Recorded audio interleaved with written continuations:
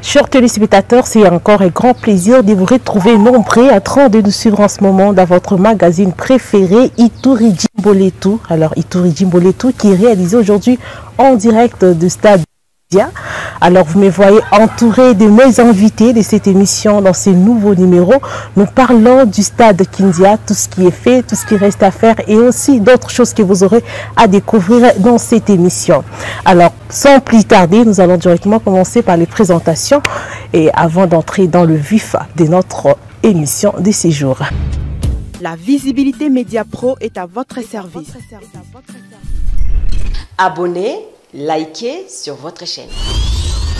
Bonjour monsieur. Bonjour. Est-ce que vous pouvez vous présenter? Ingénieur Dieudonné Bofala Ilanga, directeur d'études de planification, expert du ministère en matière des infrastructures au secrétariat général du ministère des Sports. Là, merci. Nous avons encore un autre invité à ma droite. Il va aussi se présenter. Bonjour monsieur. Bonjour. Une présentation. Oui, je réponds au nom de Mao Mouloumé. Je suis ingénieur civil de construction et cadre à l'Agence congolaise des grands travaux, superviseur aussi les travaux dans les programmes sino-congolais. Voilà, chers téléspectateurs, vous avez découvert, ce sont là nos deux invités avec eux nous parlons de travaux réalisés au niveau du stade de Kindia à Bunia, chef-lieu de la province de l'Ituri. Alors, pour commencer, d'abord, nous avons le délégué au ministère du Sport qui est venu de Kinshasa pour voir ces travaux, l'état d'avancement de ces travaux. Monsieur, vous êtes à Bunia, vous avez inspecté les travaux ici, la phase actuelle où sont arrivés les travaux de la construction du stade Kindia. Est-ce que vous êtes satisfait de ce qui est fait par l'agence congolaise de grands travaux ici dans ce stade? Bon, de toutes les façons, en se rapportant de leur cahier des charges, en tout cas, je suis satisfait en ce qui concerne la première phase des travaux à exécuter. D'autant plus que quant à nous, au ministère des Sports, ce qui nous intéresse, d'abord, ce sont le gradin. On regarde l'aspect structural du gradin. On regarde le vestiaire. Il y a des vestiaires vraiment en bon état avec les toilettes. Et puis, là, on va mettre les arbitres. Là, on va mettre les officiels. Là où peut-être le président peut venir, on peut le mettre. En tout cas, de ce côté-là, il n'y a pas un problème. Nous sommes descendus au niveau de l'RDG, du terrain. On a regardé notre terrain. En tout cas, on a contrôlé la base. On a contrôlé tout ce qui fait qu'il y ait la constructive. Il y a tout ce mode de petits travaux à parfait. Des petits travaux à parfait. Par exemple, du côté des poteaux, les poteaux qu'on a trouvés, c'est en acier. On va enlever ça. On doit remplacer par des poteaux en aluminium AC60 qu'on doit mettre là-bas. Et quelque part, au niveau de l'RDG, nous avons la zone neutre qu'on a placée, la pelouse naturelle. Mais il ne faut pas que la pelouse naturelle soit confondue avec la pelouse synthétique. Donc, on doit arracher au moins 1 mètre. On remplit à part des sables. C'est une zone neutre. Ça doit rester comme ça. Mais si on a mis la pelouse, c'est pour éviter le glissement, le glissement par exemple des terrains qui sont ici, la raison pour laquelle on a répliqué la pelouse naturelle. Bon, on a regardé l'RDG, en tout cas il n'y a rien à reprocher au niveau de la première phase. Mais la deuxième phase des travaux est capitale, parce que dans un raccord sportif on peut jouer la journée, tout on peut jouer la nuit. Le stade doit nécessairement être éclairé. Là, on sous-entend, il faut la deuxième phase, on doit songer à la partie électrique. La deuxième phase, toujours, on doit songer sur l'adduction d'eau. Puisque si vous regardez, on a 4 citernes qui remplissent toutes les conditions, mais ça doit être approvisionné comment? On doit songer sur l'adduction d'eau. Parce que s'il n'y a pas d'eau, comment on va utiliser les toilettes? Donc, la deuxième phase, ça va être indispensable. Et puis, en dehors de ça, on doit mettre la clôture extérieure où on va placer des guérites. On ne va pas vendre le bureau dans des communes, mais si on vend des bureaux de communes. Donc le stade va recevoir directement les spectateurs, chose qui ne sera pas bien. Donc dans ce qui concerne la première phase des travaux que j'ai visité, en tout cas de ce côté-là, au niveau structural, il n'y a pas vraiment grande chose. En tout cas, les travaux sont déjà bien réalisés. Alors, vous avez parlé de la première phase, de tout ce qui a été réalisé tout au long de cette première phase. Mais pour ceux qui ne savent pas trop, ils pensent que tout est déjà fin prêt. En fait, est-ce que nous pouvons savoir qu'est-ce qu'il faut pour la deuxième phase et à quoi elle va consister cette deuxième phase? Bon, la deuxième phase, ça doit consister à sécuriser les stades. Il ne faut pas que les supporters arrivent directement, ils entrent dans les stades. Non, ils doivent être filtrés quelque part. Pour qu'ils soient filtrés, normalement, dans la première côté qu'on va placer dans le stade. 2, le guichet ou les guérites. On doit placer des guérites. Les guérites, on ne doit pas placer à l'intérieur du stade, ça doit être à l'extérieur du stade dans cet enclos. 3e problème, aménagement de voies d'accès. Comment 10 000 personnes peuvent sortir d'un seul endroit? Ça ne peut pas se faire. Ils doivent sortir dans 2, 3, 4 endroits, mais pas un seul endroit. Et heureusement, on a amené un topographe, il est en train de s'y atteler là-bas. Le parking, on a construit un stade. Le président arrive aujourd'hui. Il va placer sa voiture où? Et l'escorte, ça doit être où? Donc on a aménagé sur le parking. Donc, la première phase, tout comme la deuxième phase, tous sont liés. Mais on tient compte surtout de l'enveloppe qu'on disponibilise. C'est ça, là où les gens n'arrivent pas à comprendre. Vous m'appelez pour construire la maison, je construis la maison. C'est la première phase. La deuxième phase, il va se suivre soit équipement et ainsi de suite. Mais comme on a terminé, en tout cas la deuxième phase, normalement, le gouvernement doit s'y atteler. Sinon, on risque d'utiliser comme ça, puis on va abîmer. On va abîmer, ça ne sera pas bien. Puisqu'on filtre les gens, c'est au niveau de la clôture, mais pas dans les stades. Par rapport à l'enveloppe qui était allouée à la CGT, qui moi personnellement je ne connais pas le montant, je ne peux pas entrer là-bas. Ils ont fait le travail par rapport au cahier des charges. Parce que moi je parle par rapport au cahier des charges.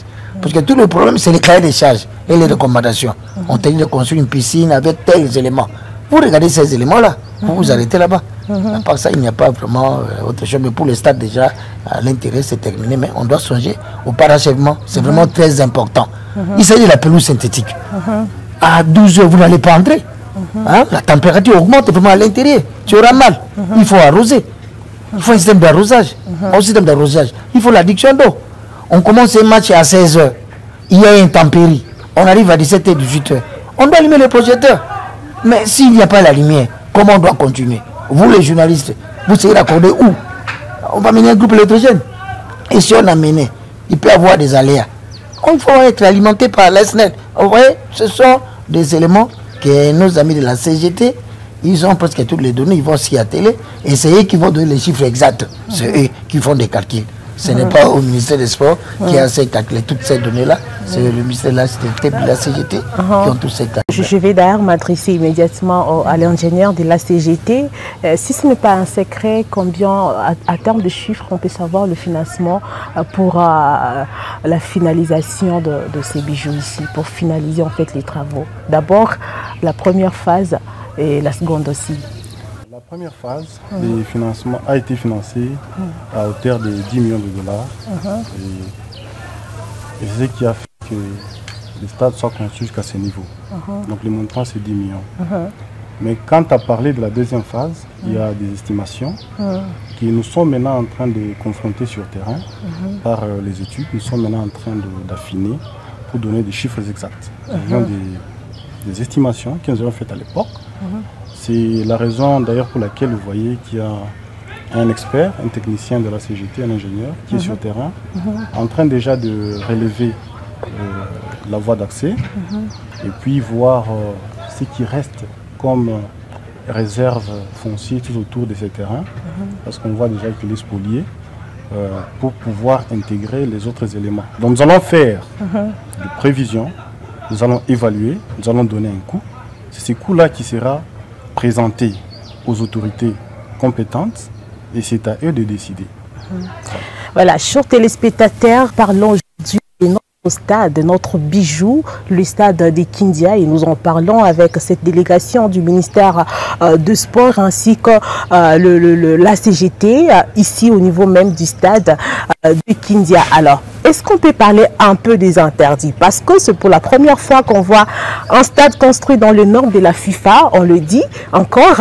Alors, la population itourienne veut savoir par rapport aux interdits dans ces stades, monsieur l'ingénieur. En fait, quels sont les interdits? Chaque ouvrage construit a ses principes. Et chaque ouvrage a une certaine durée de vie. Et durant l'exploitation, il y a des actes qu'on peut poser et ce qui ne doit pas être posé comme acte. Et tout entre dans la durée de vie même de l'ouvrage. Par exemple, le stade est là. Il est construit avec un certain standard. Pour le maintenir, pour qu'il soit viable tout au long de sa durée de vie, parce qu'il a une certaine durée de vie, si vous avez des opérations en armée, le minimum que nous projetons, c'est 50 ans. Il doit être maintenu.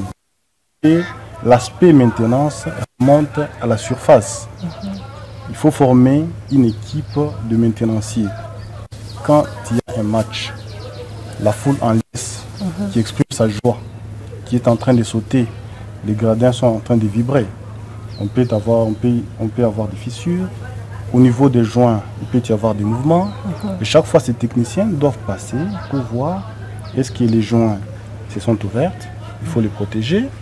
Parce que, comme ce sont des surfaces, l'eau peut tomber là-dessus et l'eau peut s'infiltrer dans les gradins en dessous. Ça peut créer tout ce qui a comme problème d'humidité. Il faut protéger.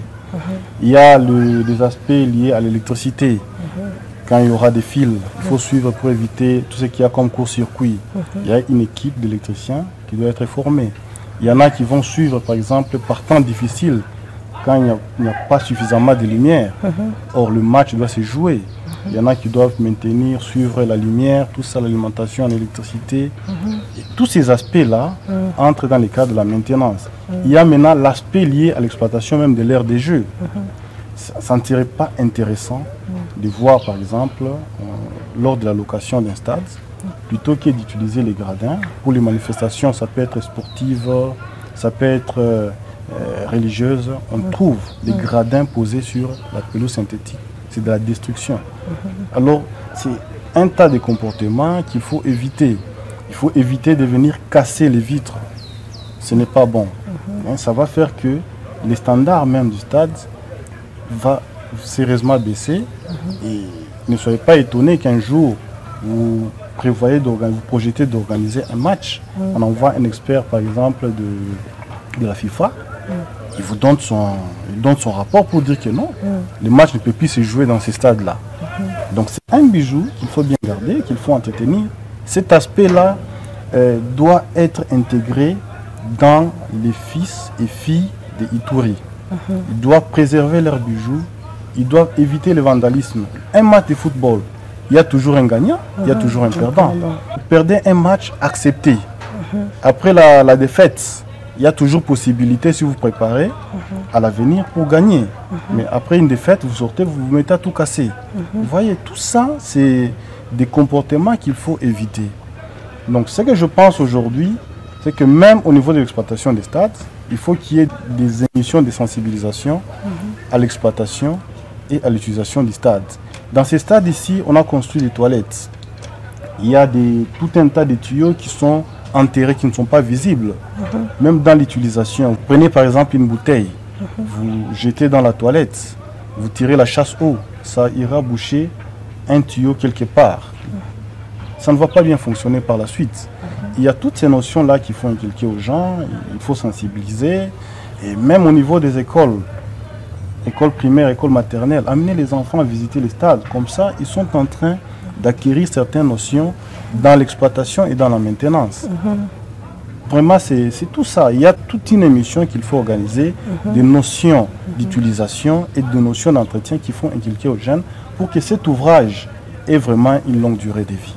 Voilà, merci beaucoup. Avant de clore cette émission magazine, est-ce qu'on peut encore venir un peu sur l'un des aspects? Nous connaissons que les sports, c'est aussi un pilier de la cohésion sociale. Alors, vous êtes délégué au ministère de sport, la résurgence de l'insécurité. Quelques qui s'évertue à faire des histoires non correctes, illogiques, à tuer par exemple, au lieu de s'investir par exemple dans le football, les différentes disciplines des sports en vue de réaliser leurs rêves. Les sports, c'est la cohésion, la pratique, que tu sois docteur, ingénieur, non. C'est quelque chose qui est inné au sein de la République démocratique. Si vous allez aux maternités, vous regardez un garçon qui est né, il ferme déjà le poignet. Il commence déjà la boxe dès la maternité. Il commence déjà la boxe. en grandissant, il grandit déjà avec le sport. C'est-à-dire que le sport, comme c'est un facteur de la cohésion, c'est un facteur de développement, ça réunit tout le monde sans discrimination en couleur. Et dans le sport, on se réunit. Que ce soit la CGT, que ce soit le ministère de Sport, nous prenons des risques. Nous prenons des risques. Et cet risque que nous prenons, c'est pour la promotion des activités physiques et sportives au niveau du Touri. Il faut qu'il y ait un Messi sorte aussi de ce cours, qu'il y a des bons joueurs. Ne vous en faites pas. Le stade ici, c'est pour la promotion des activités physiques. Le stade ici, c'est la cohésion nationale. On regarde bien ces bijoux. C'est le mot de la fin que moi je peux dire. En fait, j'ai juste une petite information à transmettre. C'est qu'en commençant ces projets, il y a un aspect qui est très important.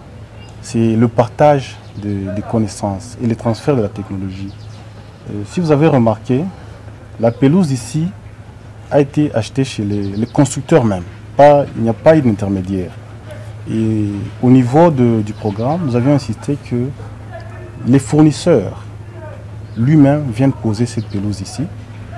Et en posant cette pelouse, il aille à former les jeunes des Ituri qui prendront en charge la maintenance de ces terrains-là après notre départ.